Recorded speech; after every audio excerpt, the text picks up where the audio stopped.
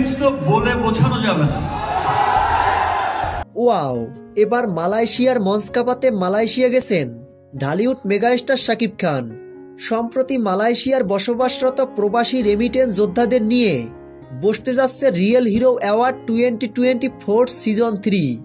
সোমবার 8ই ডিসেম্বর অনুষ্ঠিত হতে যাওয়া এই অনুষ্ঠানে যোগ দিতে এরই মধ্যে মালয়েশিয়া গিয়ে পৌঁছেছেন মেগাস্টার শাকিব খান।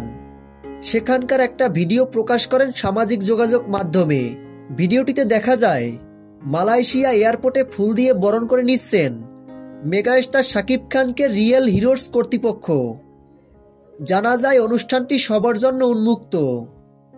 অনুষ্ঠানে পারফরমেন্স করবে শাকিব খান ও প্রার্থনা ফারদিন দিঘি সহ আরও এক ঝাঁক তারকা। তো ভিউয়ার্স, ভিডিওটি আপনাদের কাছে কেমন লেগেছে ভিডিওর নিচে কমেন্ট বক্সে কমেন্ট করে জানিয়ে দিন। ভিডিওটি ভালো লাগলে একটা লাইক করে দিন। ধন্যবাদ।